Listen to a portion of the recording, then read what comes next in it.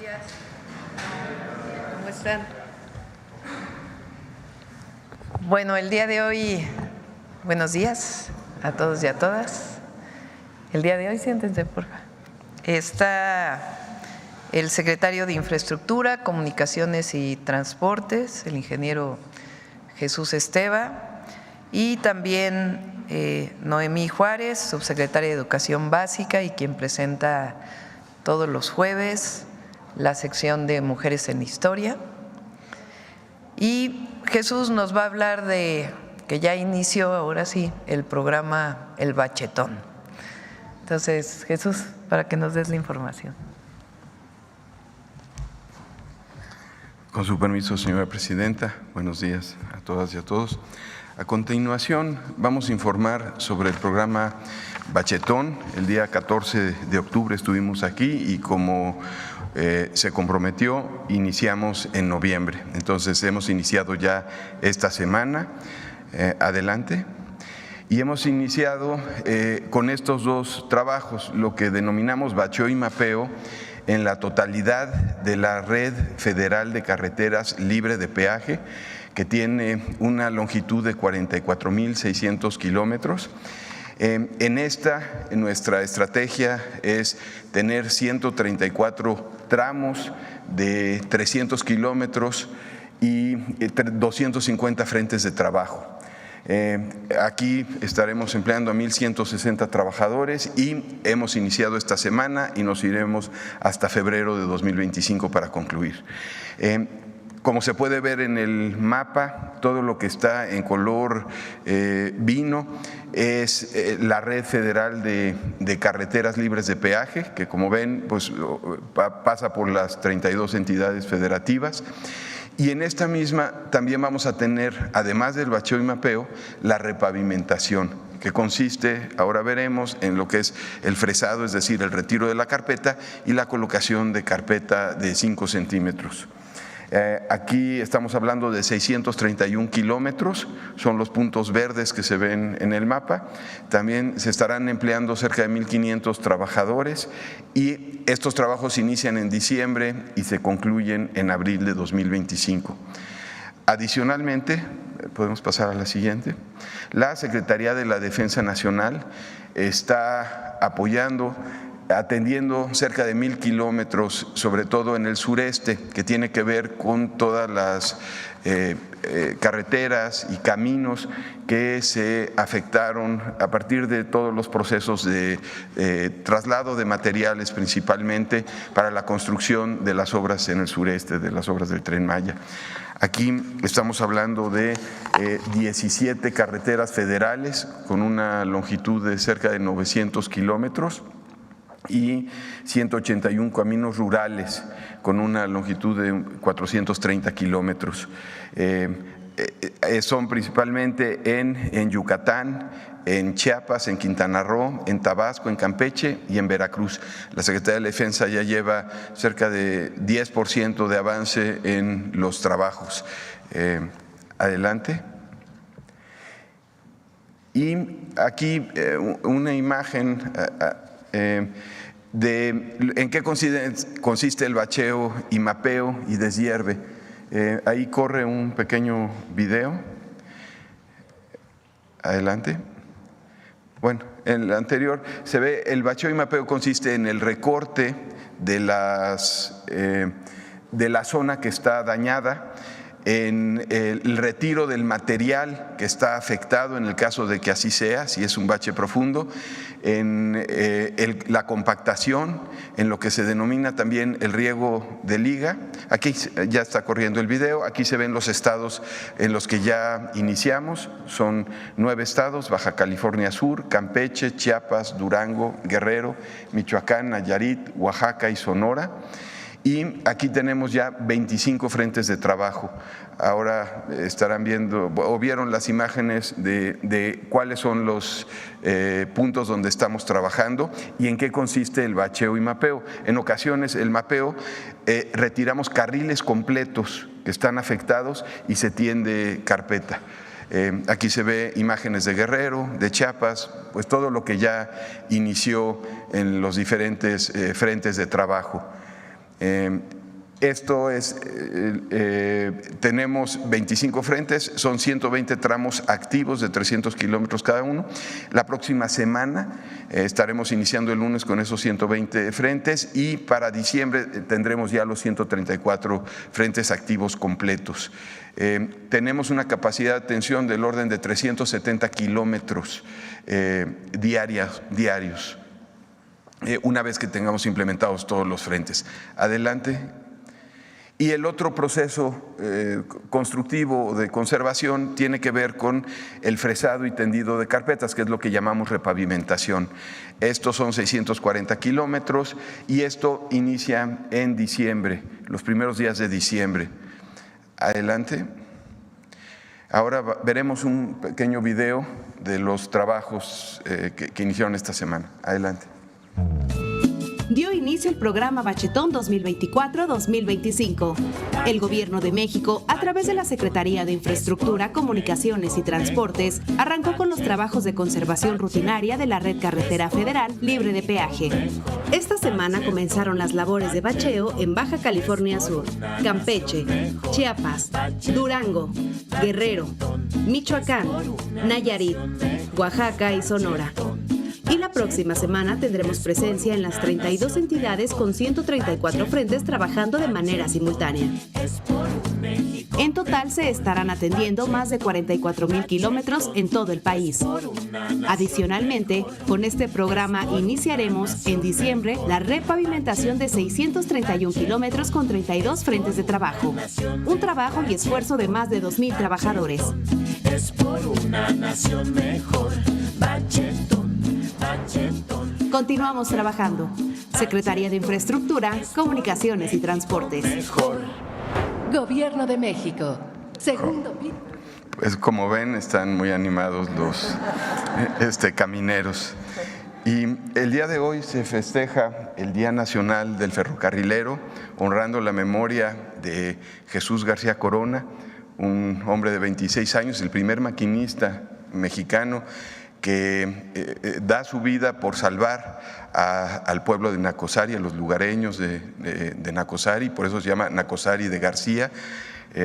Este hombre desvía un tren que se había encendido uno de los vagones y en el que había dinamita, entonces da su vida y en 1935 Lázaro Cárdenas, el presidente Lázaro Cárdenas, decreta el Día Nacional del Ferrocarrilero, decreta también a él como héroe de Nacozari y por eso se llama Nacozari de García. Entonces a continuación preparamos un video. Adelante. Cada 7 de noviembre se conmemora en nuestro país el Día del Ferrocarrilero, decretado en 1935 por el presidente Lázaro Cárdenas, hecho que buscó honrar a todos los trabajadores ferroviarios en su labor de servicio diario a los pasajeros. Este festejo tiene como origen la historia del héroe de Nacozari, un joven maquinista de 26 años quien dio su vida un 7 de noviembre de 1907 al sacar valientemente del pueblo de Nacozari, Sonora, un tren cargado con dinamita que ya se incendiaba para así salvar la vida de las y los habitantes del pueblo. Los ferrocarriles han contribuido a comunicar regiones distantes, impulsando el comercio, el turismo y el crecimiento de múltiples sectores económicos. A lo largo del tiempo, el ferrocarril, así como el nacimiento de los trenes de carga y pasajeros, han ido evolucionando.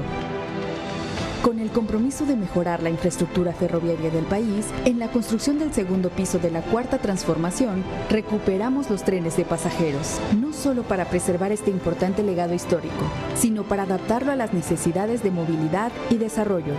Actualmente contamos con rutas que han conectado a lo largo y ancho del territorio nacional. Trenes amigables con el medio ambiente, rápidos y seguros son los que hoy en día trasladan a miles de mexicanas y mexicanos. Hoy es un día importante para el sector ferroviario. Hoy celebramos a las y los ferrocarrileros dedicados a la construcción, operación y mantenimiento de los trenes y vías ferroviarias que han sido fundamentales para el desarrollo económico y social del país.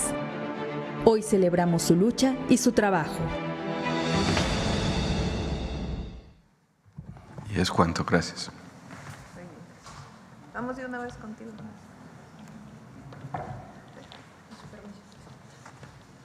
Muy buenos días a todas y a todos.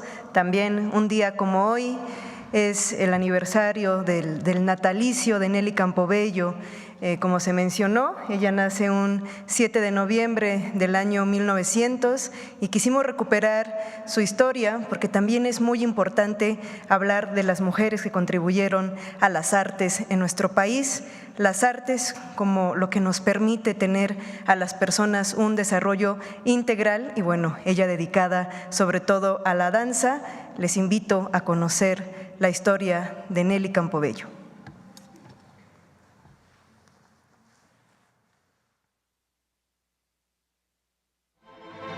Nelly Campobello fue una mujer que irrumpió en la esfera artística y cultural mexicana del siglo XX como una destacada y polifacética creadora. Bailarina, maestra, coreógrafa, directora e investigadora, promovió el desarrollo de la danza en México y al mismo tiempo creó obras icónicas. Además, en literatura, produjo poesía y narrativa sobre la Revolución Mexicana con una voz innovadora. Nelly nació en Durango y creció en Chihuahua. Tras la muerte de su madre, ya de joven, se mudó a la Ciudad de México.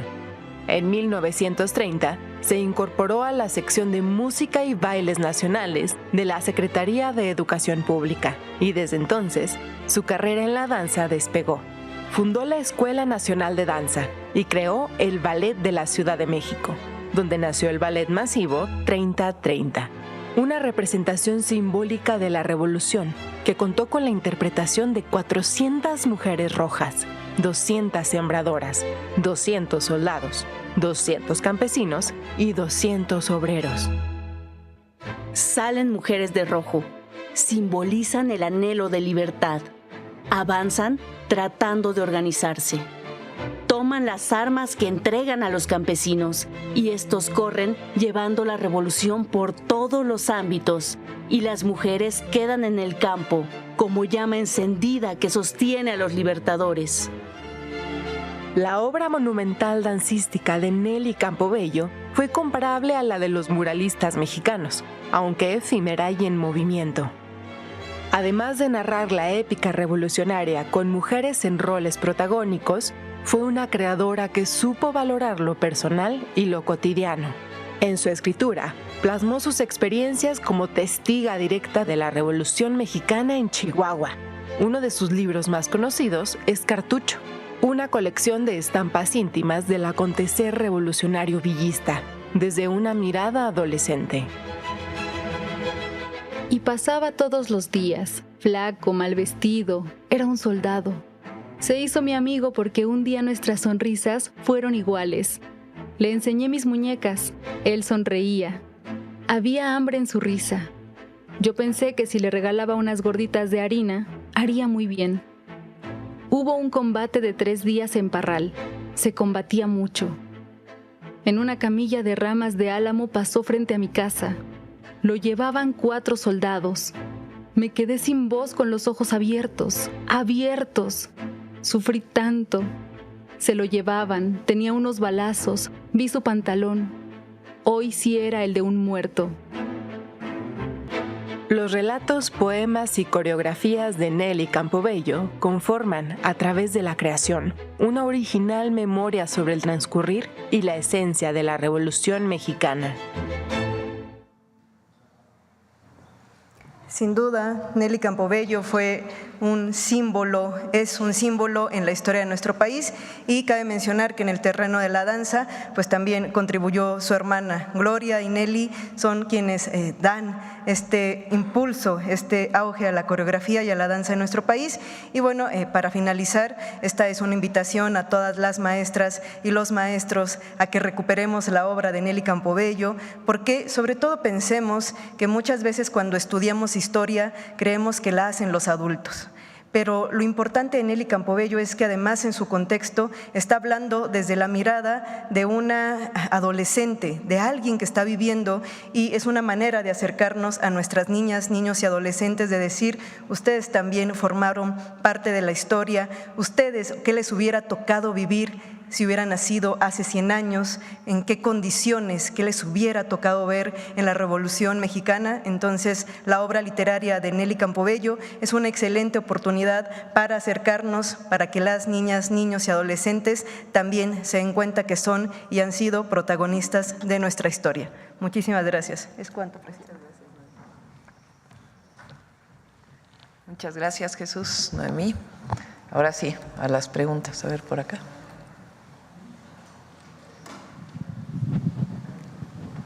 Presidenta, buenos días. Olivia Vázquez de Infobae México. Mi primera pregunta es, ayer el senador Javier Corral dio a conocer respecto de la elección de la presidencia de la CNDH que Rosario Ibarra no estaba considerada dentro de los mejores evaluados y aún así fue incluida en la terna a petición de las personas que están impulsando su reelección en la comisión. Mi pregunta es, ¿no preocupa que este tipo de prácticas como la imposición o el tema, por ejemplo, de la carta falsa que desmintió el obispo emérito de Saltillo, se esté replicando ahora cuando eran características de gobiernos anteriores a la 4T? Es una decisión del Senado. Lo planteé el día de ayer. Las y los senadores hacen la terna a partir de sus comisiones y el Pleno decide a partir de la terna. Rosario Ibarra es, con su madre, digamos, su familia, un símbolo en México de lucha contra la represión, el autoritarismo, las desapariciones forzadas desde el Estado. Y el Senado tomó la decisión de incluirla en la terna con otras 2 mujeres, son 3 mujeres. Y ellos y ellas van a decidir, los senadores y senadoras, quién es el mejor perfil para ocupar la CNDH. En otro orden de ideas, ayer usted felicitó en redes sociales a Donald Trump por su triunfo en las elecciones de Estados Unidos. A partir de esto, ¿usted tiene planeado reunirse, llamarlo por teléfono para comenzar a afinar la agenda en temas comunes, migración, la evaluación del TEMEC? Y si ya hay un plan para comenzar como a reunir el equipo para de cara a la evaluación que viene el próximo año sobre el tratado. El día de hoy a las 9:30 de la mañana tenemos una llamada con el presidente electo Donald Trump. Ayer hice la felicitación una vez que fue público el reconocimiento de la candidata, la vicepresidenta Harris, Kamala Harris, del reconocimiento de Trump, de tal manera como el presidente electo, como el ganador de la elección en Estados Unidos, de tal manera que pues ya no hacía falta esperar a los procedimientos de su colegio electoral, sino que ya había sido reconocido. Entonces en ese momento le felicitamos y va a haber una buena relación. Envié una carta formal que ayer mismo llegó a sus manos, espero, por lo menos a su equipo, y también planteamos pues felicitarlo personalmente. Entonces nos informaron que el día de hoy a las 9:30 de la mañana, vamos a acabar como a las 9 la conferencia, para que podamos prepararnos con la intérprete para poder hacer esta llamada, que es una llamada cordial de felicitación, y ya habrá momento pues para platicar todos los temas de la agenda bilateral, que son pues muchísimos. Y finalmente, igual alusivo al tema de Estados Unidos, el presidente nacional del PAN, Marco Cortés, ayer lanza un comunicado en donde felicita obviamente a Donald Trump por su triunfo, pero también hace un llamado a que ayude a México para poder tipificar el delito de narcoterrorismo. ¿Qué opinión le merece esta insistencia del presidente del PAN para que se incluya este delito en el código? Yo creo que ayer lo leí, y no sé si también vieron su declaración el día de la decisión de la Corte, el día antes de ayer, en donde hacía un llamado al ejército para que tomara partido. No sé si decir que está haciendo el ridículo o de plano llamarle traidor a la patria, porque es que no hay explicación intermedia. Ellos ganaron, bueno, ellos perdieron más bien, ellos tuvieron un porcentaje de votación en esta alianza del grupo conservador del PRI, el PAN y el extinto PRD, pues de un porcentaje muy menor al que obtuvimos nosotros, reconocido por las instituciones electorales, que eso es muy importante, por el INE y por el Tribunal Electoral del Poder Judicial de la Federación. Durante toda la campaña hablaron de que estaban a favor de los programas sociales. Después, el presidente del PAN sale a decir que se equivocaron, que son unos mentirosos, porque ellos nunca estuvieron de acuerdo con los programas sociales, porque así reconoció, ¿no? Lo que les dijimos al pueblo de México es mentira. Nosotros nunca hemos estado a favor de los programas sociales.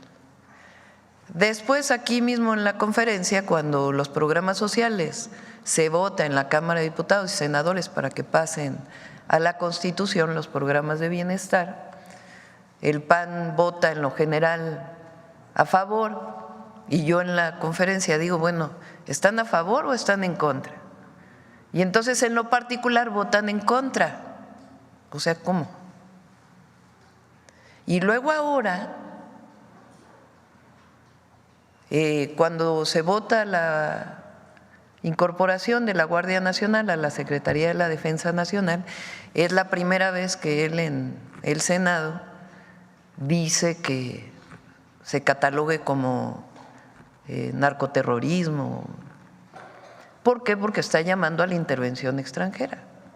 Ayer de plano ya pues la pide abiertamente. Entonces, o sea, ¿así creen que van a rescatar a su posicionamiento? Pues no, se van a hundir más. Y luego pues su dirigente máximo, el de Mexicanos por la Corrupción, porque es su dirigente máximo, pues lo mismo, diciendo que hay corrupción en el Poder Judicial, pero que defiende al Poder Judicial. O sea, ¿cómo? Entonces digo, o hace el ridículo, que creo que lo está haciendo frente al pueblo de México, y de plano, pues sus declaraciones, pues nada más vean, y no lo digo porque lo vayamos a hacer ni mucho menos, lo que dice el Código Penal respecto a traición a la patria. No es que lo vayamos a acusar, ni mucho menos. Aquí hay libertad, que no se vaya a malinterpretar lo que digo, pero solo vean esa redacción y compárenlo con las declaraciones que está haciendo. O vamos a juntarlo, está haciendo el ridículo y aparte, pues es traidor a la patria. Entonces, así cada vez van a tener… Al pueblo de México no le gusta eso.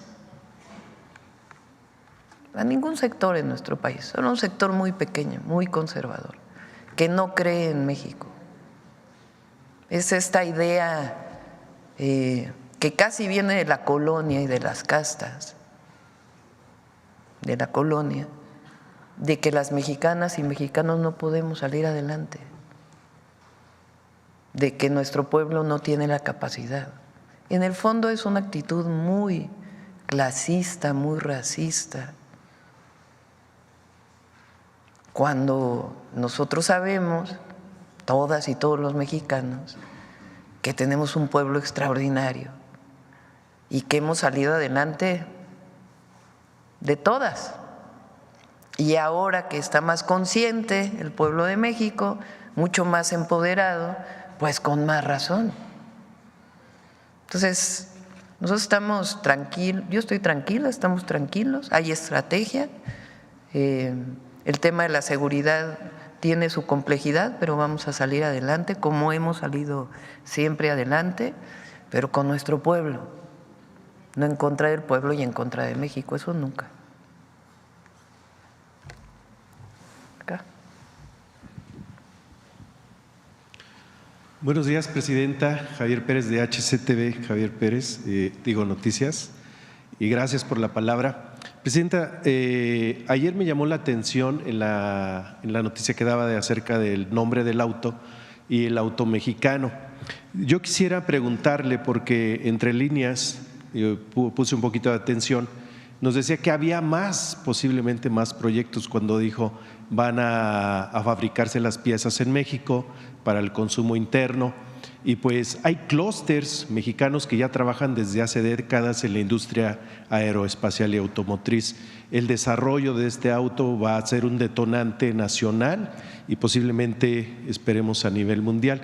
Pero aparte quisiera resaltar también la industria mexicana y ver qué proyectos tiene el gobierno a través de estas industrias y aprovechar los clústeres mexicanos, porque no nada más sería para mí, si me permiten lo particular, resaltar el automóvil mexicano, que todavía no vemos, pero está en proyecto, la industria aeroespacial. 2012-2014, la tecnología mexicana avanzó en la industria de aviación, construyendo un avión biplaza pequeño que está ahorita en exhibición en el AIFA, hecho de una aleación de fibra de nopal con otro metal siendo más fuerte que el titanio. Ver si se podría retomar o en qué proyecto va esto, porque también fue pues apoyado por el Ejército. Y la industria también armamentista de México, está el rifle Izcoatl, que pues tiene una alta calidad, es retráctil, es de fabricación mexicana. Y voy a lo siguiente: Donald Trump ha estado dentro de campaña en los últimos días pues poniéndose tiros en el pie, queriendo meter impuestos, cuando la industria mexicana le ha vendido más de 43 mil millones de dólares de abril a la fecha, siendo una cifra histórica, y el desarrollo mexicano pues va en avance. En este sentido, ¿qué opinión le merece? Y sería una pregunta y varias al mismo tiempo, en lo que es el desarrollo mexicano, porque México le vende a Estados Unidos esta cantidad, es histórica. Hay una estrategia para convencer al país vecino, país del norte, de evitar este tipo de comentarios, porque sería un problema económico para ellos más que nada, más que para México, y ya que México está avanzando. Esa sería la primera pregunta. La respuesta al país vecino, y ver si hay más proyectos mexicanos, y hacia dónde va prácticamente también la industria automotriz en este sentido por parte de su gobierno. Tenemos un plan en donde está incorporada la Secretaría de Ciencia, Tecnología, Humanidades, Tecnología e Innovación, con la doctora Rosaura Ruiz, los institutos tecnológicos. El Tecnológico Nacional de México es una institución muy importante que se conoce poco. Estudian ahí cerca de 600,000 jóvenes. De hecho, es la institución más grande pública de formación de ingenieras e ingenieros en nuestro país. Está el Instituto Politécnico Nacional, las universidades públicas y los institutos de investigación vinculados con el CONACYT. El TEC-NM ha desarrollado diversas tecnologías vinculadas con vehículos que funcionan con energía solar, vehículos eléctricos, vehículos híbridos, vehículos muy pequeños que pueden sustituir a las motocicletas pero más seguros. Ha desarrollado una serie de inventos tecnológicos. Por otro lado, el INAOE, que es una institución vinculada con la óptica y los observatorios históricamente, y después en el desarrollo de materiales, ha desarrollado semiconductores. Somos de los pocos países en el mundo que tenemos desarrollo en semiconductores, no los que son muy pequeñitos, pero sí de cierta cantidad de nanómetros. Secretaría de Marina, por ejemplo, tiene el desarrollo de drones, es decir, de aviación no tripulada. Nacionales que los desarrollaron ellos. Secretaría de la Defensa Nacional también tiene muchos desarrollos tecnológicos. En aviación, mucho desarrollo, pero también vinculado con otros temas como los ventiladores que se hicieron en el periodo del COVID, que venían de investigación que tenía que ver con ello. Entonces, hay mucho desarrollo de investigación en México, también de humanidades y también de creación artística. Muchas veces esta inventiva no se traduce en patentes. La patente es un esquema que permite darle la propiedad intelectual y la capacidad de desarrollo a un invento de este tipo. Una vez que se tiene esta patente, se puede comercializar la patente por una institución incluso pública o por el inventor y poderlo desarrollar en un proceso industrial. Son distintas etapas desde la investigación, la invención, la creación, hasta el desarrollo tecnológico. Entonces, la doctora Rosaura Ruiz lo que está haciendo pues le llaman ahora el ecosistema, desde la primera parte hasta la última parte. Entonces, en el caso de los vehículos hay un desarrollo muy grande y hay también pequeñas empresas privadas en México que han desarrollado vehículos eléctricos. Entonces, la idea no es regresar al pasado neoliberal donde se le daba dinero de CONACYT a las grandes empresas supuestamente para que desarrollaran nuevos productos tecnológicos, sino el recurso a las investigaciones de educación superior, particularmente las públicas, de ahí su patente y su vínculo con empresas que permitan la comercialización de estos proyectos. Entonces, hay varios proyectos estratégicos que estamos planteando. Uno de ellos es el vehículo eléctrico, un vehículo compacto que sirva para México, que sea sustituto, por ejemplo, de la motocicleta, que pueda tener un costo accesible, pero que sea más seguro, que no alcance a lo mejor grandes velocidades, pero que para las zonas urbanas pues resulta muy adecuado.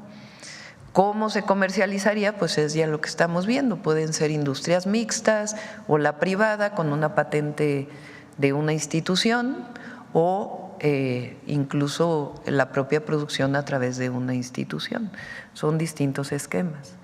Entonces, todo ello lo que hace es, primero, pues desarrollar el potencial que tenemos las y los mexicanos, que es grandioso y que a veces se queda en una publicación, en una investigación científica o en un prototipo y que después ya no tiene su desarrollo. Entonces, lo que queremos es impulsarlo porque la soberanía y el desarrollo tienen que ver también con el desarrollo científico y el desarrollo tecnológico. No tenemos por qué solo recibir inversión extranjera directa, que es importante, pero nosotros también podemos desarrollar nuestra propia industria. Se decía en el neoliberalismo que la mejor política industrial es la que no existía. Nosotros no creemos en eso. Ayer tuve una reunión en la mañana con el que dirige BlackRock, con Larry Fink, y hablábamos de ello, de que, por ejemplo, ahora pues está la inteligencia artificial como los grandes desarrollos de distintos países y con ello las grandes instalaciones que se tienen que hacer para tener equipos que procesen datos y los almacenen, los grandes data centers que ahora se dicen. Pero no solo es la inteligencia artificial, nosotros también creemos en el desarrollo industrial que genera empleos y genera desarrollo para nuestro país. Entonces, este es uno de los planes que presenté en los 100 puntos del Zócalo, que va muy avanzado y que ya en su momento lo vamos a poder presentar. Y la idea es incorporar a los jóvenes y a las jóvenes, los estudiantes, las estudiantes del TEC-NM, del POLI, de otros institutos, otras universidades, pues que sean parte de este proceso de inventiva, porque queremos producir más patentes y también el desarrollo industrial. Y eso se combina con el proyecto que tenemos de polos de bienestar para los parques industriales en México. Entonces, un proyecto que no es de un año, es de mediano plazo, pero hay que empezar en algún momento. Entonces, eso le da mucha fortaleza a nuestro país, pues no solamente para el desarrollo propio, disminuye importaciones, que también es algo que es importante desarrollar, sobre todo con aquellos países donde no tenemos tratado comercial, y potencia el desarrollo nacional. Y no solo se mide en crecimiento económico, en PIB, sino en empleo, buenos salarios y este desarrollo inclusivo, incluyente, sustentable que queremos para México. Entonces, este es el proyecto de innovación tecnológica que pues tenemos mucho entusiasmo, como se habrán dado cuenta. Habrá más todavía. Ya lo vamos a presentar en su momento para que se conozca.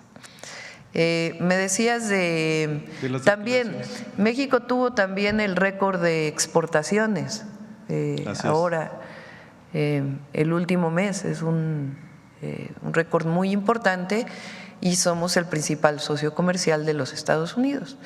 Y eso es parte del diálogo que tiene que ver con Estados Unidos,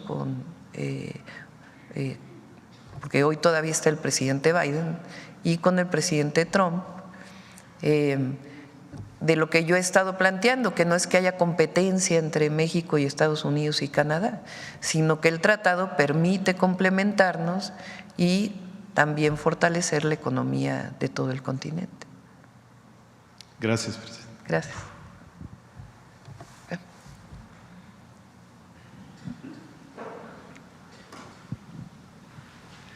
Gracias, presidenta. Buenos días. Arturo Pavón, de Chapucero y Efecto Colateral. La primera pregunta es, ¿cuál es su evaluación después de los resultados en las elecciones de Estados Unidos en relación con su reunión con Larry Fink? ¿Y qué les diría a los agoreros del desastre económico que pues decían que se iba a disparar el dólar, que efectivamente lo hizo, pero obviamente regresó a sus causas normales? ¿Qué les diría? Bueno, el día de ayer fue una reunión importante porque nos da oportunidad de que se conozca cuál es el plan que tenemos para nuestro país y los buenos indicadores que tenemos a partir de la entrada de la Cuarta Transformación, porque cambió el modelo económico, cambió el modelo de hacer gobierno, pues entramos a un nuevo proceso histórico en México que ha dado resultados. Es decir, se sustenta en el humanismo mexicano, en la economía moral, pero por más que nuestros principios sean sólidos y no hubiera resultados, pues entonces sería difícil defenderlo. Y el proyecto, el sexenio del presidente López Obrador, pues dio muchísimos resultados. Mejora en las condiciones de vida, disminución de la pobreza, de las desigualdades, desarrollo de nueva infraestructura, programas del bienestar, avances en educación, en salud. Entonces hay resultados. Y ahora pues en el segundo piso de la Cuarta Transformación partimos de ahí para seguir desarrollando el país. Y ahí hay espacio para todas y todos los mexicanos, de buena voluntad, porque hay unos que pues no quieren ser parte de este proceso en México. Entonces ahí hay espacio para las y los empresarios, para las universidades, para los institutos tecnológicos, sobre todo para el pueblo de México, que es el principal protagonista de esta transformación. Entonces, todo ello se lo planteamos a Larry Fink y particularmente nuestro proyecto de los polos de bienestar, en donde hay oportunidades de inversión, en donde los fondos internacionales tienen cabida en nuestro país, cómo ordenar esa inversión para el desarrollo de México. Y la verdad es que coincidimos en muchos temas. Hablamos, por ejemplo, del desarrollo de puertos, de carreteras, esquemas que se desarrollaron con el presidente López Obrador de inversión mixta. Entonces, todo ello fue parte de la conversación y él coincide en que es un muy buen momento para México, que México en el fortalecimiento del tratado y su fortaleza económica que se mostró el día de ayer, en particular con nuestra moneda,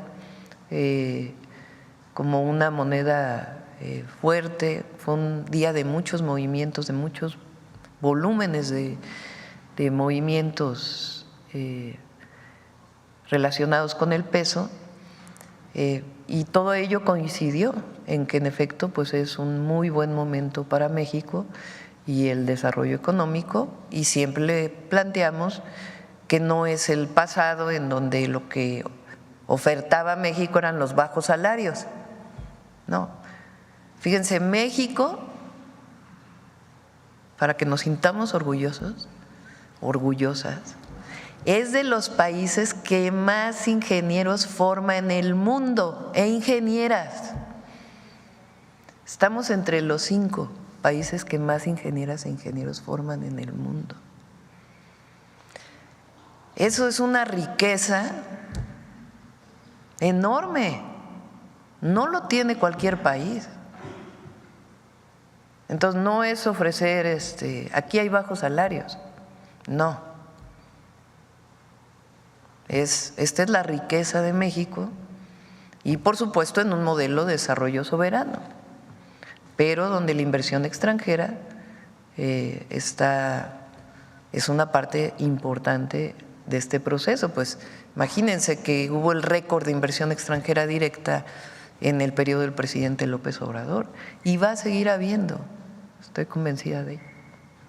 Y bueno, hablando de los ingenieros, ya siendo tantos, ¿es posible la transferencia de conocimientos y se está previendo eso al llegar muchas industrias transnacionales, y que en México se pueda lograr ya una buena transferencia de conocimientos y despuntar ahora sí como una superpotencia?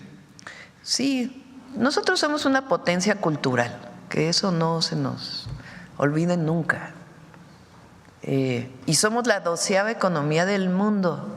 El presidente López Obrador nos llevó del lugar 15 al lugar 2, y México va a seguirse desarrollando, y sobre todo pensando en el bienestar de las mexicanas y mexicanos, porque no solamente, repito, son indicadores económicos. Entonces sí, esta parte importante es seguir desarrollando nuestra ciencia, nuestra tecnología, y también el contenido nacional de las inversiones, para que se potencie el desarrollo en nuestro país. Y hablando también de inversiones, pues este fin de semana se dio a conocer que hubo un robo multimillonario de 200 toneladas de oro, plata y cobre en Mazapil, en Zacatecas. ¿Qué información tiene al respecto? Sí, se vio en el gabinete, nos van a dar más información. Por cierto que el domingo voy a Zacatecas. Es muy importante la disminución de los homicidios que ha habido en Zacatecas, del 2021 a la fecha, porque a veces salen las noticias de los problemas de inseguridad y luego no sale la disminución en los índices delictivos. Zacatecas pasó de casi 5 homicidios diarios en el 2021 a menos de 2 en este año. Y es una estrategia integral que ha desarrollado el gobernador David Monreal junto con el gobierno federal en su momento, de construcción de la paz, de atención a las causas, de coordinación, muy importante. Él va a venir al gabinete ahora la próxima semana, lo estamos invitando, vamos a estar el domingo ahí, pero sí es importante que se vea el caso de Zacatecas, de cómo disminuyó el número de homicidios en Zacatecas. Es una reducción muy importante y tiene que ver con una estrategia similar a la que estamos planteando, en donde hubo desde atención a las causas hasta inteligencia, investigación y mucha coordinación.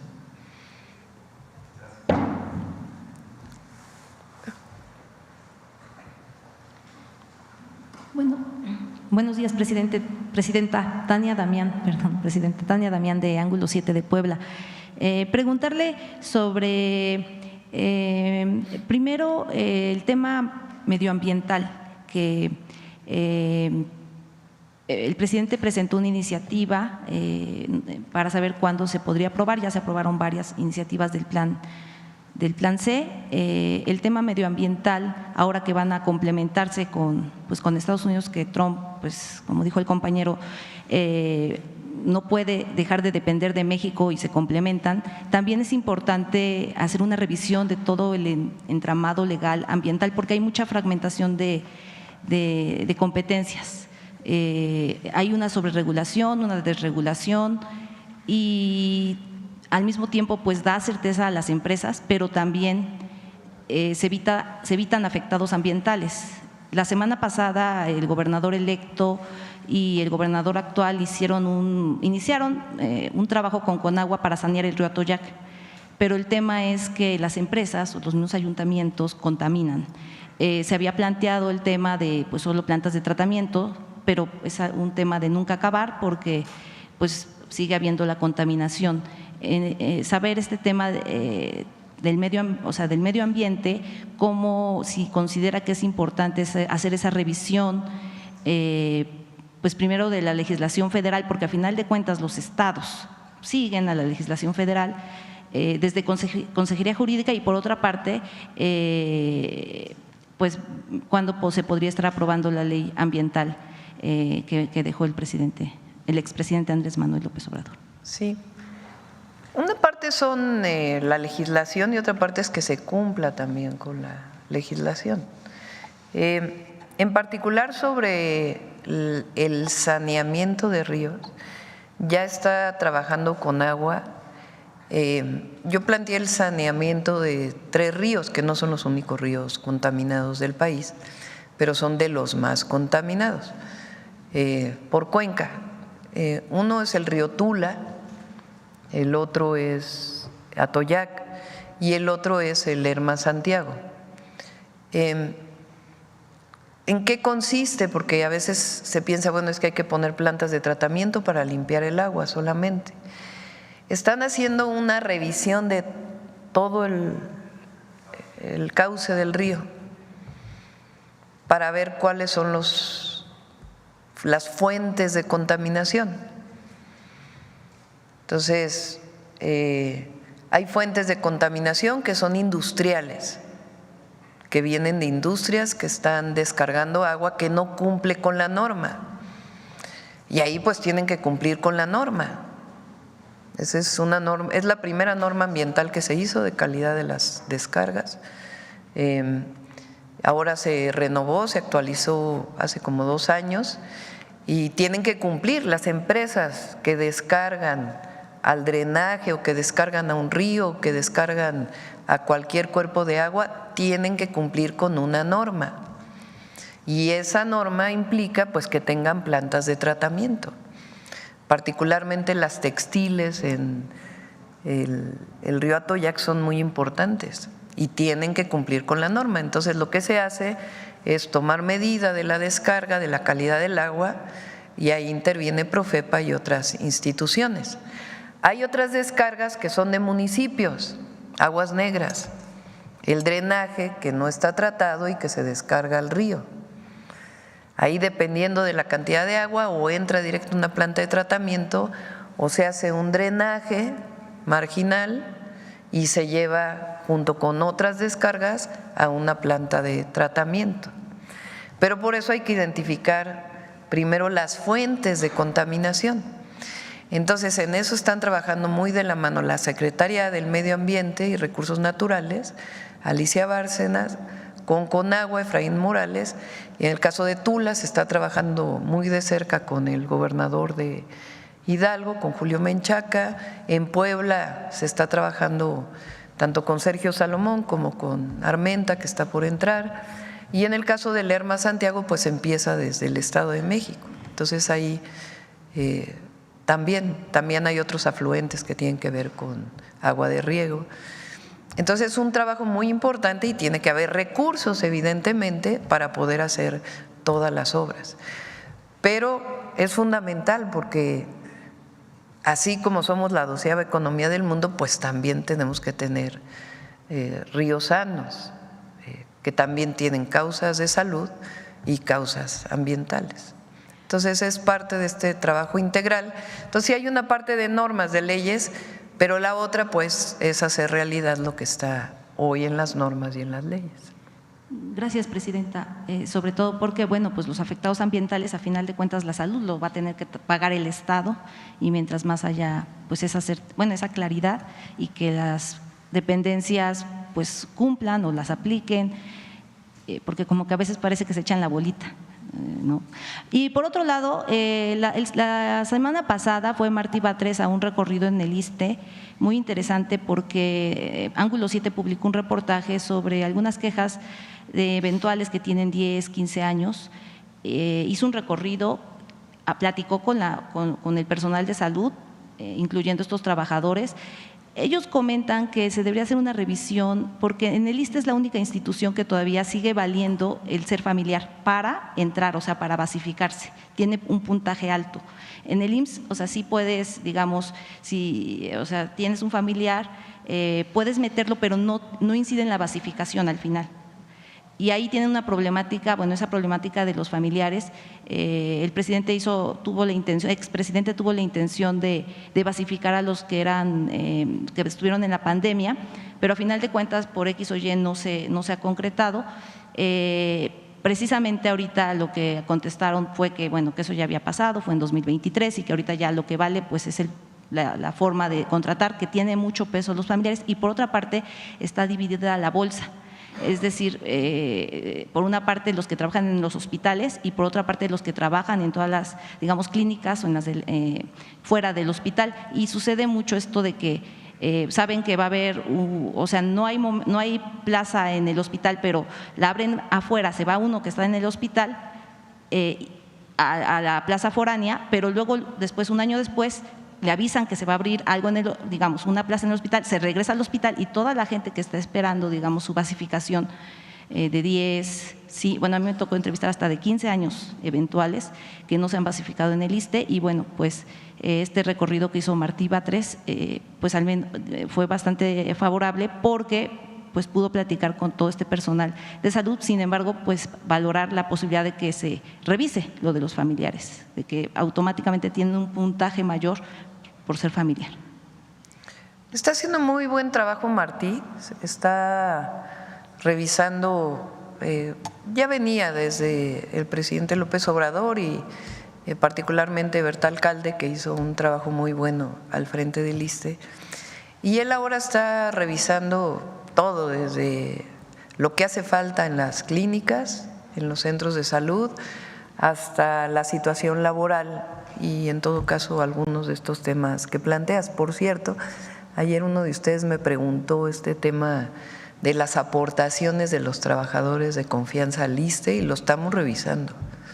Me pareció muy interesante y ayer pedí a Martí y a la subsecretaria de egresos que empiecen a revisar ese tema de las aportaciones, si es solo el salario base. ¿Y quién fue el que preguntó? Acá. Desde ayer empezamos a revisarlo, porque es cierto, lo que se planteó ayer, eso pues le daría más recursos al ISSSTE, aportados por las y los trabajadores del Estado y particularmente quienes ganamos más como trabajadores del Estado. Entonces lo estamos revisando, muchas gracias por el comentario. Y estamos revisando también, por ejemplo, les planteo algunos temas, y si nos están escuchando los trabajadores de la salud del ISSSTE, las y los trabajadores de la salud del ISSSTE trabajan normalmente 6 horas y tienen salarios más bajos, son los más bajos del sector salud, comparados con el IMSS y con el IMSS Bienestar. Entonces, por eso el martes, ¿no?, fue que vino Salud y Martí planteó que uno de los temas es que en el sexenio, no lo podemos hacer todo el primer año, pero sí en el sexenio pues ir nivelando las condiciones laborales de las y los trabajadores de la salud, particularmente del ISSSTE, para que puedan pues nivelarse con el Seguro Social. Y al mismo tiempo el equipamiento de todo de salud. Está ahí de director médico, ustedes lo conocen, el doctor Reyes Terán. Él estaba de coordinador de los institutos de salud, de la SINSAE, y ahora es el coordinador médico del ISSSTE, es muy bueno él también. Entonces se está haciendo un plan para el ISSSTE y pues también ver estos problemas que planteas, que no deben existir, y que pues ahí Martí estoy segura que lo va a revisar. Gracias, Presidenta. Y por último, hablando del Día del Ferrocarrilero, Puebla tiene mucha tradición, más de 150. Saber este proyecto del tren Puebla, Ciudad de México, Veracruz, cómo se está avisorando. Muchas gracias. Sí, ahí la idea es poder, estamos viendo la posibilidad de utilizar las vías actuales para poder llegar hasta Puebla y luego a Veracruz. En todos los casos estamos viendo qué posibilidad hay de utilizar las vías actuales, aunque se utilicen para carga, y las condiciones en las que están las vías y en las condiciones en las que los concesionarios deberían tener las vías y si se cumple, porque ese es también otro tema importante. Entonces, se está viendo la posibilidad de usar las vías actuales, mejorarlas. En el caso, por ejemplo, ya lo vamos a presentar pronto, del México Nuevo Laredo, que es un México Querétaro, y también el México Querétaro nos sirve para el que va hacia el Golfo y el que va hacia el Pacífico. Entonces el México Querétaro también tiene vías actuales. Se iba a inaugurar un tren México Querétaro. Se destinaron recursos en los 80s, su modernización. Incluso si ustedes van por la vía, ven catenarias que se pusieron en aquella época. Y después, creo que incluso fue Miguel de la Madrid que iba a inaugurar o inauguró. Y después, en el 97 fue, o 95, que se privatizaron. Es con Cedillo. Sí, es con Cedillo. No lo recuerdo. 94 entra Cedillo en diciembre, ¿no? Entonces yo creo, no estoy segura si fue en 95 o 97, cuando privatiza los ferrocarriles y pues ahí dejan de circular los ferrocarriles de pasajeros y comienzan a circular los de carga exclusivamente, y también pues con muchos problemas en este proceso de concesión. Entonces estamos revisando a fondo todo el tema de los ferrocarriles, más ahora con la reforma constitucional. 96, mire, diciembre del 96, sí. Mal, el terrible, no queremos recordar de aquellos. ¿Qué tal? Muy buenos momentos. días, muchas gracias, Presidenta. Me presento porque me estoy estrenando aquí en la mañanera.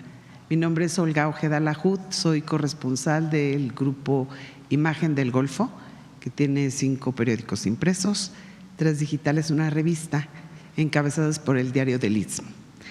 Primero que nada, me voy a ir ya un poco más al tema local en Veracruz.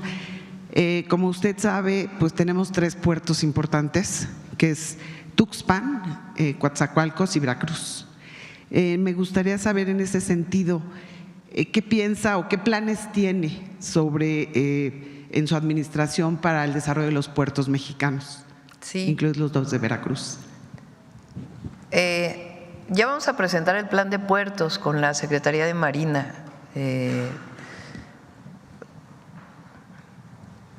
Vamos a presentar lo de trenes, también lo de puertos y carreteras, que viene una primera parte en el 2025.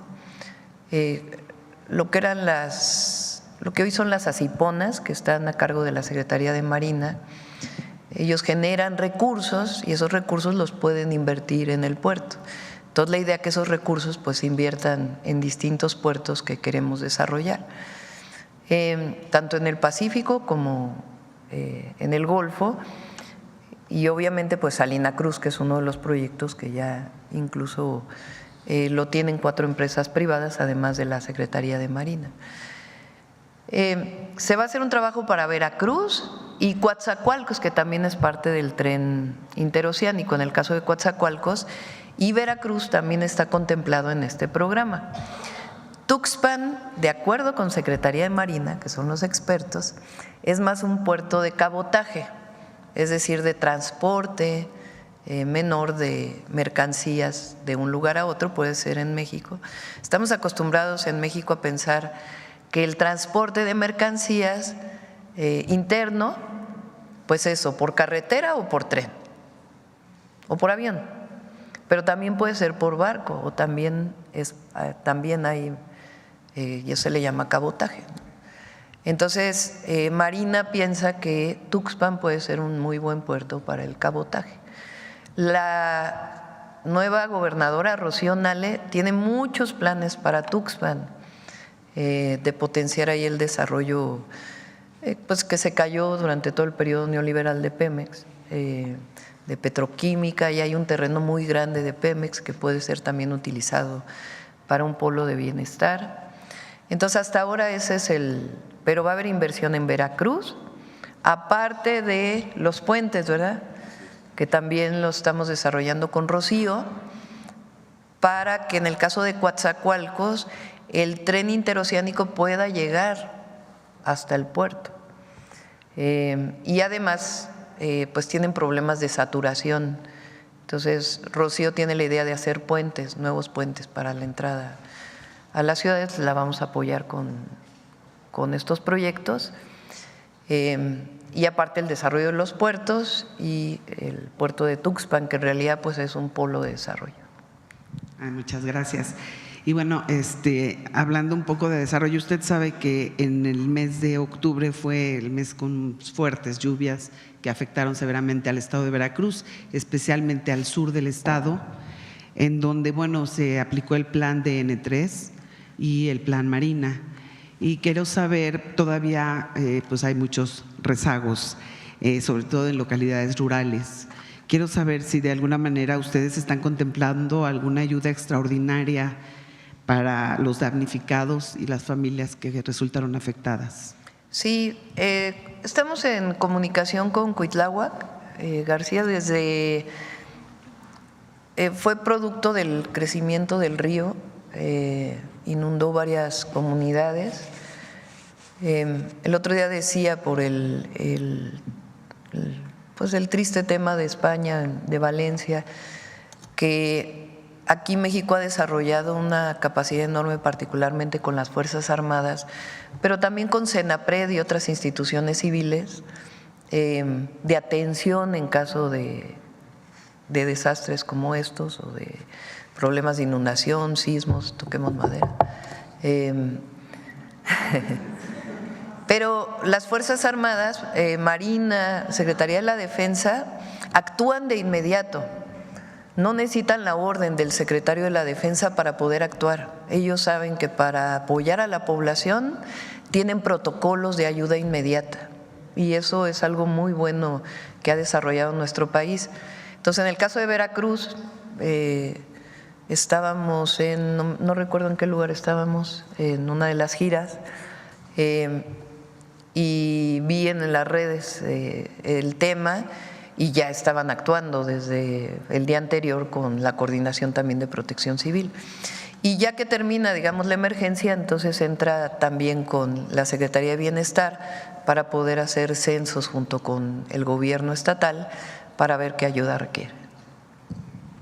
Y bueno, también, Presidenta, aprovechando mi oportunidad, el próximo año se van a renovar en el estado 212 alcaldías en todo el estado de Veracruz. En ese sentido, quisiera preguntarle si se mantiene su convicción de no tolerar el nepotismo, que lo ha dejado muy claro en cargos locales, y si se podría evitar que se hereden estos a través de alguna reforma, o bastaría el llamado a los líderes de los partidos políticos. Vamos a enviar la reforma para la no reelección y que no pueda haber herencia de cargos, vamos a decirle así, de un familiar directo, particularmente en el Ejecutivo, es decir, presidencias municipales, gubernaturas y presidencia de la República. Entonces, sí vamos a enviar la iniciativa. Yo creo que ahora tiene todavía mucho trabajo el Congreso de la Unión y no solamente lo que ya se había enviado desde el 5 de febrero, sino enviamos las modificaciones a la Constitución para la igualdad sustantiva, que ya está a punto de pasar por todos los congresos estatales. Se acaba de enviar esta modificación para darle la posibilidad a la Secretaría de Seguridad Ciudadana, que ya la tiene en los hechos, pero no quedó clara en la Constitución, para hacer inteligencia y investigación coadyuvando con el Ministerio Público, que va a dar pie a la ley de coordinación de la inteligencia y la investigación. Es decir, hemos enviado otras leyes, entonces estas las vamos a enviar hasta el próximo año. Sí. Acá. Ahora va a dar tiempo, hay tiempo todavía. Buenos días, Presidenta. Shaila Rosagel, corresponsal de Grupo Gili, El Imparcial de Sonora, La Crónica de Mexicali y Frontera de Tijuana. Presidenta, ayer Marta Bárcena, ex embajadora de México en Estados Unidos, alertó sobre las amenazas de Donald Trump que no deberían de tomarse o no se podrían tomar, que deberían de tomarse con seriedad, porque no solamente, bueno, ella considera que no solamente es retórica de campaña política. Ella puso como ejemplo pues la amenaza del cierre de la frontera con México en el primer día de su gobierno, y también el tema migratorio, que fue uno de los temas que ella considera principales por los que en su campaña pues de Donald Trump, y que este tema migratorio pues sí podría hacerse realidad, lo que él ha dicho, ¿no? ¿Qué opina de estas opiniones de Marta Bárcena? Y también sobre el tema migratorio, hay especialistas pues que dicen que se podría vislumbrar una crisis migratoria si se cumple con las deportaciones de migrantes no mexicanos. Preguntarle si hay algún plan de contingencia en caso de que esto se lograra materializar, y si el gobierno de México va a continuar colaborando con la contención migratoria en el sur del país, con la Guardia Nacional y el Ejército. Esas serían. Es una estrategia integral que desarrolló el presidente López Obrador y que nosotros le hemos dado continuidad y la estamos fortaleciendo. Tiene que ver con rescate de migrantes frente a situaciones adversas que puedan presentar a lo largo del territorio, tiene que ver con permisos que se daban en la Ciudad de México y hacia el norte, de lo que se llama CBP, y que ahora se dan en el sur, tiene que ver con los albergues, tiene que ver con la incorporación de migrantes en México al mercado laboral. Es una estrategia integral. Y recuerden que México sigue invirtiendo, y lo vamos a seguir haciendo, como un ejemplo en Centroamérica, apoyando más que invirtiendo, apoyando a jóvenes para que no tengan que salir de sus lugares de origen. Entonces, una estrategia integral que en el 2024 permitió la disminución de 75% de la llegada de inmigrantes a la frontera norte. Entonces, vamos a fortalecerla. Ahora, con el cambio que vamos a tener en el Instituto de Migración, vamos también a darle una renovación al Instituto Nacional de Migración, porque atiende distintas áreas. Entonces, hay estrategia y hay diálogo con Estados Unidos y con el presidente Trump. Y si hay su problemática, la vamos a saber resolver. Entonces, no creo que estas declaraciones ayuden. Estamos preparados. México está sólido frente a estos temas, siempre vamos a estar unidos, las y los mexicanos. y vamos a enfrentar las problemáticas que se puedan llegar a presentar. Y evidentemente con el diálogo pues esperamos que al revés sea un proceso de colaboración, y si no lo iremos enfrentando. No es, estamos preparados para ello y con mucha unidad y bueno, pues sin comentarios frente a la declaración. Gracias, Presidenta. Sobre el informe de seguridad que se dio hace algunos días, bueno, resaltó este incremento del 18.3% en el delito de extorsión, que comentaban que es el único de alto impacto que no tuvo una caída en los delitos. También comentaron que se detuvo una cantidad importante de extorsionadores en Michoacán, a 43. Entonces, ¿cuál sería la estrategia puntual que se han planteado para bajar este delito en particular, que es el único que no han bajado? ¿Y cuál es el plazo que se han puesto para empezar a ver un cambio en la tendencia en el delito de la extorsión? Y ya por último, también sobre el informe, si nos pueden adelantar un poco en el tema de Sonora, ¿cuáles serían los delitos en los que se ha tenido mayor avance en la estrategia en lo que va de su administración, y cuáles son los que tienen una mayor atención en estos momentos? Sería todo, Presidenta. Vamos a esperarnos al martes, ¿no?, que es la presentación de la estrategia de seguridad. Recuerden que está una de las reformas que está pendiente en el Congreso, es catalogar la extorsión como delito grave, y también el que se pueda perseguir de oficio, que es parte de lo que vamos a desarrollar después en las leyes secundarias. Eso va a ayudar, y distintas estrategias que estamos planteando, que también algunas de ellas pues ya se desarrollan desde este mes, y otras que vamos a ir presentando poco a poco. Y Sonora, el gobernador está haciendo un muy buen trabajo, la verdad. Recuerden que fue el primer gobernador que invitamos al Gabinete de Seguridad, y se ha avanzado mucho en la coordinación. Ya había, pero ahora más. Ayer hubo más homicidios en Sonora, pero llevábamos ya varios días que en Cajeme, por ejemplo, no teníamos homicidios. Entonces, está avanzando, y hay muchas detenciones también en Sonora. Acá.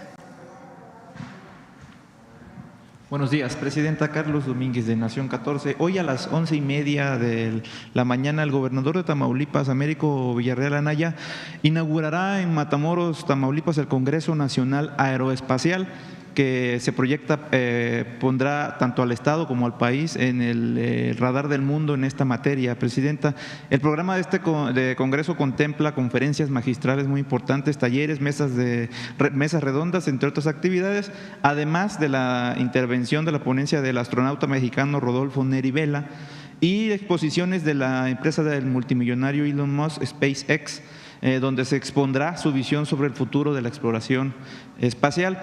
Ayer le preguntaban, y hoy también, sobre sus planes o proyectos para desarrollar un vehículo ecológico 100% mexicano, y aprovechando que este importante congreso se va a comenzará a desarrollarse en unas horas en Tamaulipas, me gustaría preguntarle si ya ha dado instrucciones para desarrollar el satélite que desde que era aspirante presidencial comentó que pondrá en órbita, considerando que ya que algunos consideran que México se quedó atrás en esta materia, y si este mismo será 100% mexicano, Presidenta. Sí, es parte de los proyectos. Hay distintos tipos de satélites, justo hace unos días me lo explicaba el equipo. Esta área el área de telecomunicaciones va a quedar en la Agencia Digital, aparte de lo que desarrolla CFE Internet para todos. Y hay como varias opciones, ¿no? Los satélites de órbita baja son más sencillos de desarrollar, y ahí es donde el Politécnico, por ejemplo, tiene un desarrollo importante. Entonces, parte de lo que empieza a desarrollarse va a llevar un poco más de tiempo, pero sí es uno de los proyectos estratégicos que estamos planteando. Ya, no sé, ya hay un presupuesto tal vez en mente, doctora, tiempos, ¿qué universidades serían? Una parte es presupuesto y otra parte es vincular a distintos grupos de investigación que ya están haciendo su trabajo, y que al vincularlos pues se va a potenciar mucho más el conocimiento y el desarrollo tecnológico. Entonces vamos a partir por ahí antes de decir tiene tantos recursos. O sea, sí va a haber recursos para ello, pero primero queremos juntar a los grupos de investigación y desarrollo tecnológico para que no trabajen aislados. Yo estoy convencida que hay quien piensa que la competencia entre grupos es lo que da la innovación. A lo mejor tienen razón. Yo pienso más bien que hay que poner junto a los grupos de investigación para poder potenciar el conocimiento que se ha desarrollado. Entonces, estos grupos de investigación para los proyectos estratégicos los está trabajando Rosaura. ¿Este proyecto estaría limitado solamente a poner en órbita uno, Presidenta, o explorar tal vez más? Si quieren, mejor le digo a Pepe Merino que venga. Él va a presentar además de qué se trata esta agencia de transformación digital. A ver si viene la próxima semana. La agencia inicia su operación a partir de enero con la ley orgánica que se envió al Congreso, pero él puede platicar todo lo que va a hacer la agencia y ya les puede platicar también con detalle de los satélites. Excelente, doctora. Gracias, Presidenta. Y aprovechando que hoy va a San Luis Potosí, mencionarle, Presidenta, que hace 1 año y medio aproximadamente tuve la oportunidad de exponerle aquí al expresidente López Obrador que la capital del estado, la capital San Luis Potosí, se había quedado sin su principal presa que abastece de agua a esta gran zona conurbada, la presa del Realito. Pues esta tenía importantes filtraciones en su cortina, aunado a la sequía del año pasado y un ducto que se rompe cada vez que se pone en servicio, pues casi una tercera parte de los habitantes de la capital llevan más de 1 año y medio padeciendo de la escasez de agua. Al conocer el tema, el presidente López Obrador tuvo a bien ordenar a la Conagua que se llevaran a cabo todos los trámites para la reparación de esta cortina, pero desde hace 1 año aproximadamente no se sabe más y da la impresión de que el gobierno del estado intenta ocultar qué avances llevan estos trabajos y la ciudad sigue padeciendo de la escasez de agua. Sobre el tema, puntualmente solicitarle, Presidenta, si es posible que la Conagua informe sobre los avances de esta obra, cuándo va a llegar el agua a San Luis Potosí, y si ahora que vea al gobernador del estado, también solicitarle si pudiera dar más detalles sobre el tema, pues él mismo había prometido en campaña que en 24 horas repararía el tema o solucionaría el tema. Lleva 3 años y eso no ha sucedido. En las reuniones que tenemos a donde vamos a los estados, nos reunimos con los equipos de los gobernadores o las gobernadoras. El caso de San Luis Potosí va a ser así. Vamos a tener un evento y al mismo tiempo de programas de bienestar, y vamos a tener una reunión con su equipo y el equipo del Gobierno de México. Y ahí justamente vemos avances y necesidades. En San Luis tenemos planteado el aeropuerto de Tamuín, una carretera que va hacia Hidalgo, que inició el presidente López Obrador y nosotros le vamos a dar continuidad. También de Tamazunchale a Tampico, ¿no? Valles Tampico, exactamente. Y de Tamazunchale hacia Hidalgo, inclusive hasta Pachuca con la otra carretera que ya se está haciendo. Y también hay proyectos de agua, pero sobre este tema en particular, pues después de la reunión que tengamos ahí con el gobernador, si quieres, le damos seguimiento. Sí, importante, Presidenta, mencionarle que el ducto es una concesión a una empresa privada. Está mal hecho, ya está acreditado que está mal hecho, necesita una importante inversión para ser reparado. Obviamente la empresa no ha dado resultados al respecto. El gobierno del estado también da la impresión de que no ejerce su autoridad para reparar el tema. Bueno, muchas de estas obras son municipales, No, es un ducto de varios kilómetros, muchos kilómetros. De hecho, la presa ni siquiera está en San Luis Potosí, está en Guanajuato. Pero el ducto sí tiene el gobierno del estado la facultad de poder, porque es una concesión estatal y a una empresa privada española, de hecho, que no… Ay, sí, ya recordé, sí. Sí, entonces, por eso, porque de nada serviría si la cortina de la presa, se repara. Sí, lo revisamos este fin de semana con el gobernador y… ¿Sería posible informar y los detalles? Informamos, sí, ya recordé el caso. Gracias, Presidenta. Acá. Presidenta, ¿cómo está? Buenos días. Buenos días. Ángel Marín, de Radio Resultados, con estaciones como @FM, La Poderosa, entre otras. Preguntarle su reacción. Ayer la Suprema Corte echó atrás la prohibición a la importación de vapeadores y sus productos relacionados que se había impuesto el sexenio pasado. ¿Qué se hará en este caso? Porque pues, la verdad es un tema muy grave de salud. Pues ya está la reforma en el Congreso. No vamos a dejar de insistir.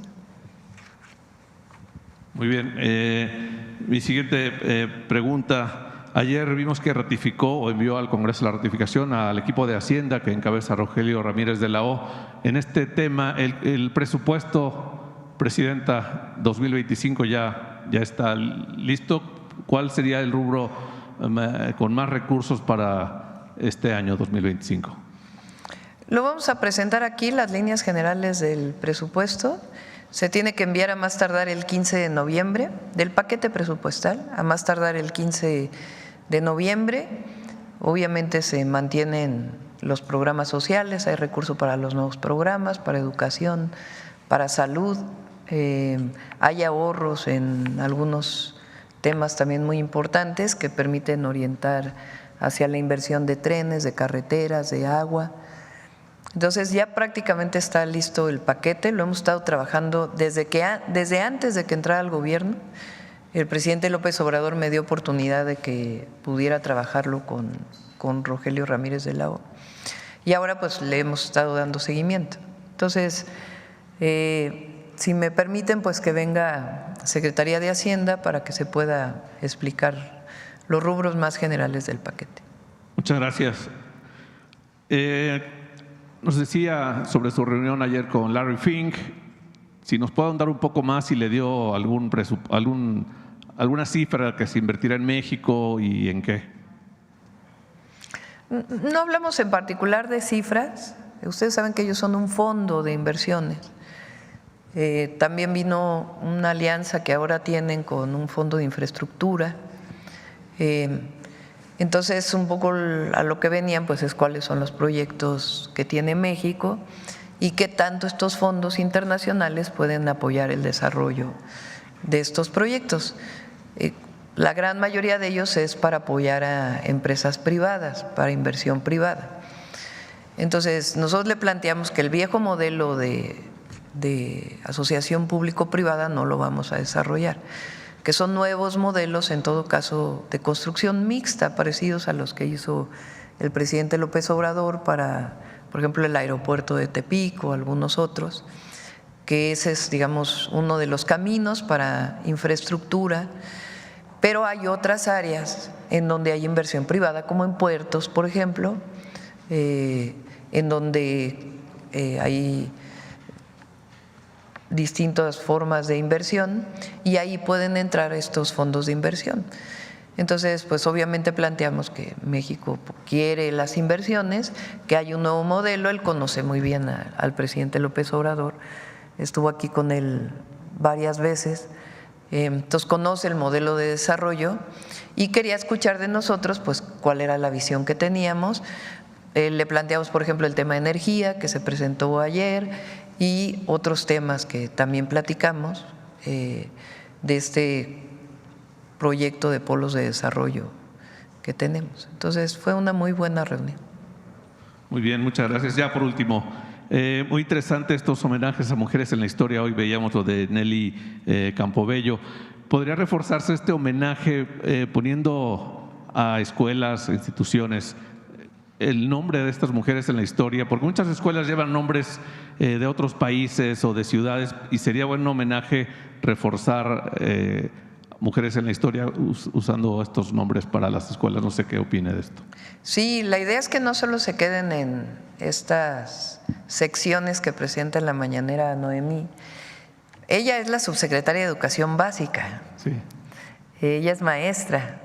Entonces la idea es que este trabajo pues también vaya a las escuelas y también se fomente de distintas formas. Así como hicimos el Paseo de las Heroínas aquí en la Ciudad de México, pues tenemos varios proyectos para promover. Ayer tuvimos reunión con la Secretaría de las Mujeres, con Citlali, Y hablábamos mucho de esto, porque hay un proyecto particular para el tema de violencia contra las mujeres, viene además noviembre, en donde hay un día que es el 25, creo que es el 25, entonces se va a hacer una campaña permanente contra la violencia o en contra de la violencia hacia las mujeres. Pero además de la reivindicación de las mujeres en la historia, que también es muy importante, y de la reivindicación de que las mujeres podemos estar en cualquier espacio de la vida pública, profesional, de la igualdad, de cómo debemos compartir el trabajo en el hogar, hombres y mujeres. Todo ello es parte del proyecto de Secretaría de Cultura que se va a coordinar, de la Secretaría de las Mujeres, que se va a coordinar con Secretaría de Cultura, con Secretaría de Educación. Entonces sí, la reivindicación de las mujeres mexicanas es en todos los ámbitos y uno muy importante es porque durante años nos enseñaron que pues a los héroes, si acaso había algunas heroínas por ahí que surgían, la Corregidora y algunas otras, y otras eran por ser esposa de, incluso la Corregidora mucho tiempo se enseñó porque era Josefa Ortiz de Domínguez, porque era la esposa del corregidor, y no su historia de vida, que es una historia muy interesante en aquella época, y cómo ella siempre apoyó la independencia. Y así como ella, pues se nos enseñó, por ejemplo, Margarita Maza, la esposa de Juárez, pues siempre la vemos como la esposa de Juárez, y conocemos muy poco sobre ella y el sufrimiento que tuvo a lo largo de su vida por apoyar la causa de la independencia y la reforma. Entonces, todo esto pues es parte del reconocimiento de las mujeres mexicanas, que nos revalora y nos reivindica y le da a las niñas y a las jóvenes pues una perspectiva que no está prejuiciada de que solamente podemos ser ciertas profesiones o ciertos oficios y que podemos ser cualquier cosa que podamos ser. Las calles donde vivieron, por ejemplo, o calles pudieran nombrarse también, sí, también con las mujeres, ¿no? También. Muchas gracias, Presidenta, muy amable. Ya acabamos aquí adelante, vamos por una más porque nos vamos a ir allá a la llamada que tenemos ahorita. Gracias, Presidenta. Marco Antonio Olvera, del periódico digital Hidalgo News y del canal México News World. Buenos días a las personas que la acompañan. Presidenta, cuando tomó posesión aquí y dio un discurso en el Zócalo capitalino, dijo que usted llegaba con todas las mujeres de este país, de cualquier estrato social y, por supuesto, de profesiones o trabajos que realicen a diario. Yo quisiera preguntarle cuál es su eje central o eje medular de su gobierno con el tema de las mujeres indígenas, porque pues se habla mucho de las mujeres indígenas, se habla mucho de las niñas indígenas. Sin embargo, yo veo desde mi trinchera que no hay hasta este momento una estructura real para el apoyo de estas mujeres indígenas. Y bueno, ejemplos hay muchos, sobre todo que sufren violencia y no van a la escuela, que también el no ir a la escuela es una violencia. En ese sentido también quiero decirle, Presidenta, que en el sexenio del entonces presidente Andrés Manuel López Obrador le hice dos planteamientos que quizá pudieran ustedes retomarlo. Una es sobre la carpeta judicial C-135/2022, donde el pasado 20 de enero del 23 se giraron 4 órdenes de aprehensión en contra de 4 sujetos que asesinaron al joven indígena y abogado de profesión Benito Santiago Gálvez, que trabajaba en el INE del estado de Guerrero, originario de la montaña alta de ese estado. De las 4 órdenes que se giraron, solo hay 2 detenidos y otros 2 son Herón Iturbide Arias y José Manuel Iturbide Demetrio, quienes no se les tocó ni con el pétalo de una rosa. El tema de este joven asesinado, Presidenta, es relevante para mí, creo, porque la mamá es indígena, ni siquiera sabe hablar castellano. Los hijos emigraron hacia los Estados Unidos y hasta este momento pues están pidiendo justicia por un hombre que pues trabajaba de manera honesta y se formó gracias al envío de remesas que sus hermanas mandaban al pueblo de Guerrero para terminar sus estudios de abogado. El otro tema es también de indígenas en el estado de Oaxaca, donde sobresalen la corrupción, la impunidad y tráfico de influencias, además del nepotismo que no se da mucho en nuestro país, en la que la presidenta municipal de Zapotitlán, Palmas, Oaxaca, Inés Martínez Reyes, tiene a su hijo como policía municipal, de nombre Walter Hernández Martínez, mientras que la regidora de Salud, Elodia López, también tiene a su sobrino como tesorero municipal. Y todo este nepotismo pues ha llevado a que la presidencia municipal de esa comunidad pues esté cerrada desde el pasado 16 de septiembre del 23. Esta comunidad y estas autoridades se eligen a través de usos y costumbres. Entonces, pues ese sería mi primer cuestionamiento, Presidenta. ¿Qué le responde a las mujeres indígenas? Que le vuelvo a reiterar, hasta este momento no hay una estructura real que puedan defenderse.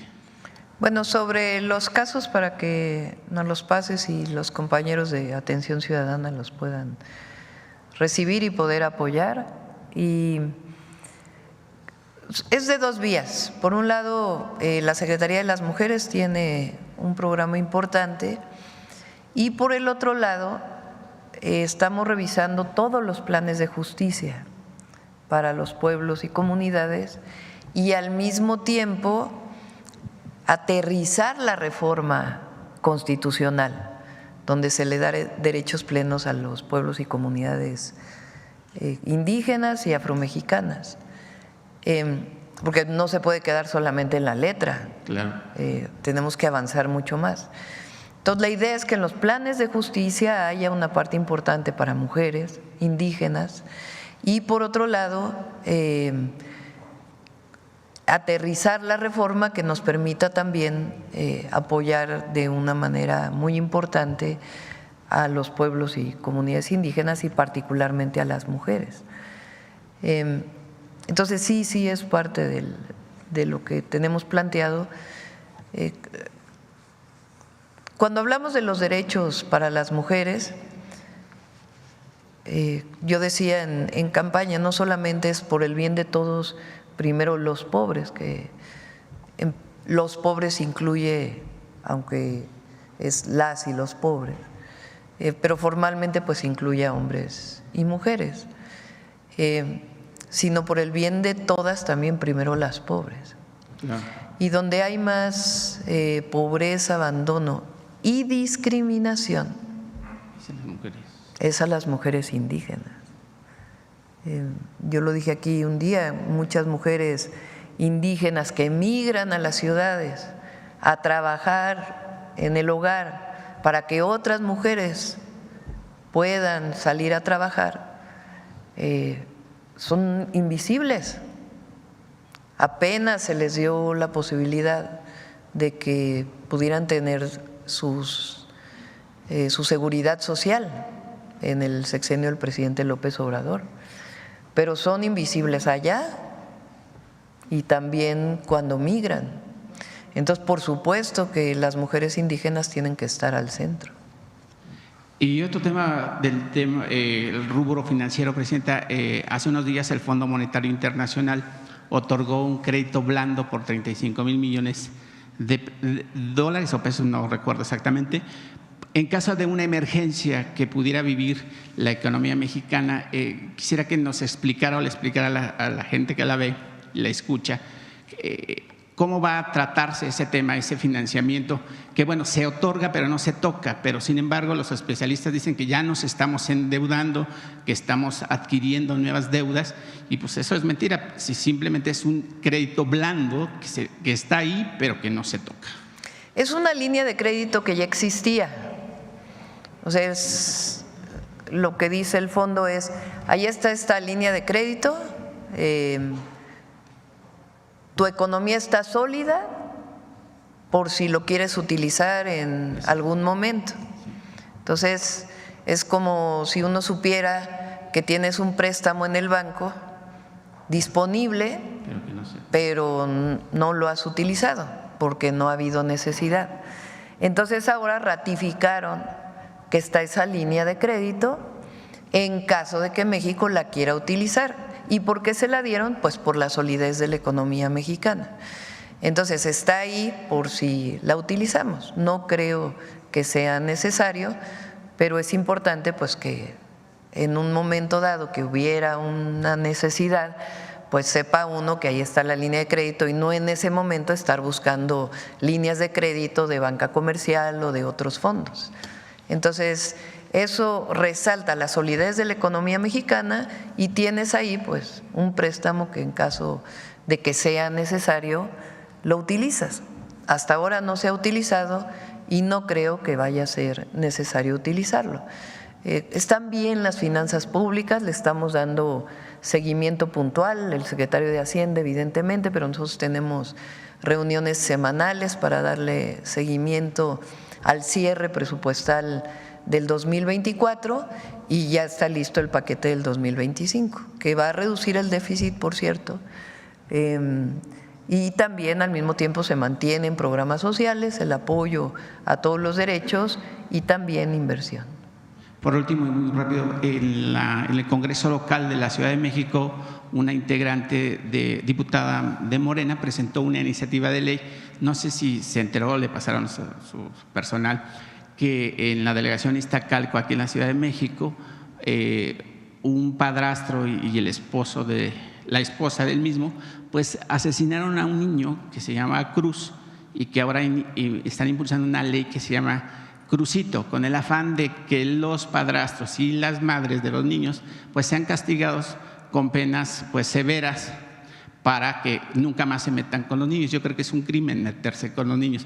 En ese tema, Presidenta, yo sé que usted no lo puede decir por su investidura, pero en México debería aplicarse la pena de muerte con esa gente que obviamente ya ni siquiera es humana porque se cometen ilícitos con los niños que no debería de cometerse. ¿Cómo sería su postura de impulsar esta iniciativa para pues, recibir castigos más severos con esta gente? Yo no creo en la pena de muerte y además es algo que viene desde hace muchos años en nuestro país. Es parte de los liberales mexicanos. Entonces, México no tiene ese castigo porque finalmente es hasta dónde tiene el Estado la posibilidad de matar a alguien, aunque sea un juicio. Entonces, yo no creo en la pena de muerte. Sí creo que hay delitos que deben de considerarse delitos graves.